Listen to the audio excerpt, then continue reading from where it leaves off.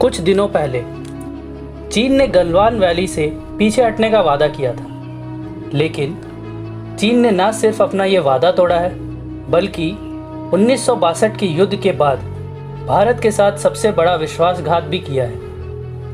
और चीन अब भी भारत को धोखा देने की फिराक में है। ये बात सैटेलाइट से ली गई एक ताज़ा तस्वीर से साफ होती है।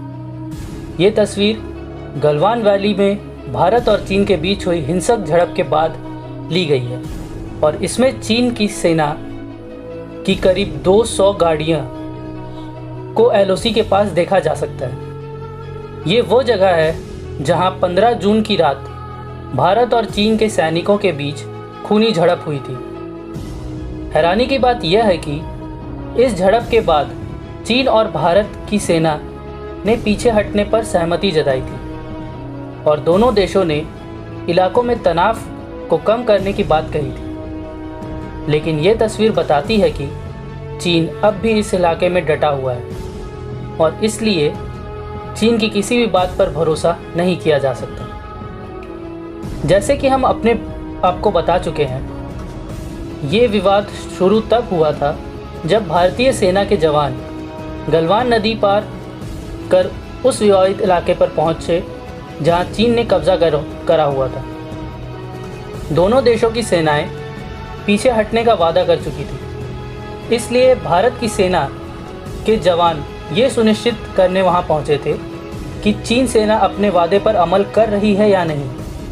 लेकिन इस दौरान चीन के सैनिकों ने भारत के सैनिकों पर हमला बोल दिया, और सैनिकों के बीच पत्थर, लाठी, डंडे और लोहे के रॉड के साथ मारपीट शुरू हो गई।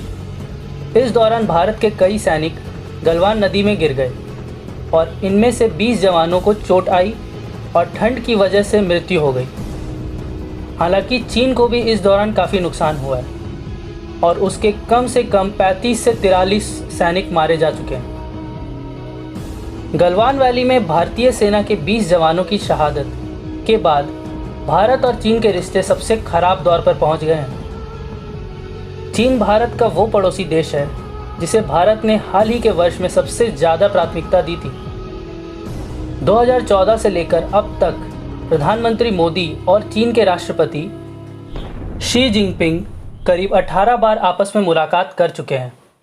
प्रधानमंत्री मोदी अपने अब तक के कार्यकाल में 5 बार चीन की यात्रा कर चुके हैं। नरेंद्र मोदी पिछले 70 वर्षों में इतनी बार चीन जाने वाले पहले भारत के प्रधानमंत्री हैं।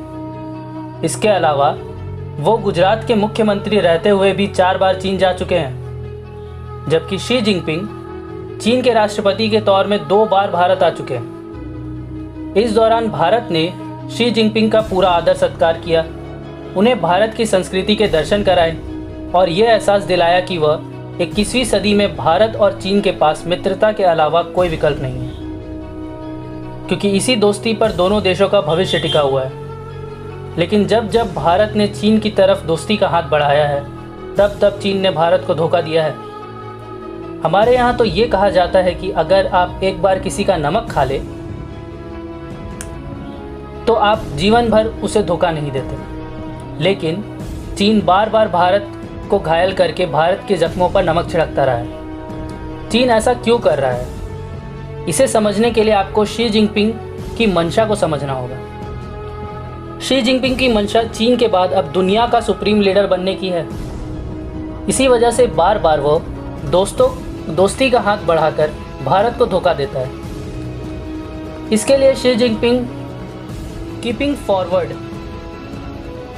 पॉलिसी का सहारा ले रहा है। कीपिंग फॉरवर्ड पॉलिसी यानी धीरे धीरे आगे बढ़ने की नीति। इस पॉलिसी के तहत चीन एक एक इंच करके किसी देश की ज़मीन पर कब्जा करता है और बॉर्डर से जुड़े पिछले समझौते से पीछे हट जाता है। चीन एक ऐसा अंतर्राष्ट्रीय भूमाफिया है जो इस पॉलिसी के तहत अपने विस्तार करना चाहता है। अगर कभी कोई देश चीन की इस हरकत पर आपत्ति जताता है तो चीन 3 कदम आगे बढ़कर 2 कदम पीछे चला जाता है, और इससे नतीजा ये होता है कि पीछे हटने के बाद भी 1 कदम ज़मीन चीन के नियंत्रण में रहती है। गलवान घाटी पर चीन का दावा इसलिए भी खतरनाक है क्योंकि यहाँ ये सियाचिन ग्लेशियर यहाँ से सियाचिन ग्लेशियर बहुत दूर नहीं है और वो सक्षम घाटी भी करीब है, जिसे 1962 में पाकिस्तान ने चीन को सौंप दिया था। भारत सियाचिन से पाकिस्तान और चीन दोनों पर एक साथ नज़र रखता है। इसके अलावा दौलत बेग ओल्डी सेक्टर भी इसी से लगा हुआ है। आपको बता दें कि दौलत बेग ओल्डी में दुनिया की सबसे ज़्यादा ऊंचाई पर मौजूद हवाई पट्टी है। अगस्त 2013 में भारतीय वायुसेना ने यहाँ पर सबसे बड़ा C-130J super Hercules transporter aircraft उतारा था। इस लिहाज से गलवान घाटी चीनी सीमा पर भारत की सबसे ज़्यादा महत्वपूर्ण है। यानी अगर चीन पीछे नहीं हटा तो भारत के दो दुश्मन एक दूसरे के बहुत करीब आ जाएंगे और तब भारत के लिए बहुत सारी मुश्किलें बढ़ जाएंगी। विशेषज्ञ मानते हैं कि चीन के पास अब भी जो ज़मीन है उसमें से करीब 60% 60% ज़मीन करीब उसकी थी ही नहीं। चीन ने मंगोलिया, तिब्बत, पूर्वी तुर्किस्तान और इनर मंचूरिया जैसे इलाकों पर कब्जा करके अपना इतिहास इतना विस्तार किया है। 1962 के युद्ध के बाद चीन के कब्जे में भारत के कुछ इलाके भी आ गए थे और बाद में पाकिस्तान ने भी अपने कुछ इलाके चीन को सौंप दिए। हैरानी इस बात की है कि टुकड़े टुकड़े करके ज़मीन इकट्ठा करने वाला चीन आज वन चाइना पॉलिसी की बात करता है और इस पॉलिसी के तहत वह तिब्बत से लेकर ताइवान और हांगकांग पर दावा भी ठोकता है। अगले वीडियो में आपसे फिर से एक बार मुलाकात होगी। फिलहाल के लिए धन्यवाद। जय हिंद।